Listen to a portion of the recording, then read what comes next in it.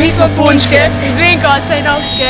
Ova tu mala Anja je iz Novske, basitica. Ja, Lucija, gitara sam iz Vinkovaca. I Rubije bubnjevi su iz Vinkovaca. Ali trenutno smo u Zagrebu. Odnosno trenutno smo u Ivanić gradu prvi puta. U svakom slučaju po prvi put smo u Ivaniću, po prvi put sviramo na krovu zgrade i to u 11 ujutro.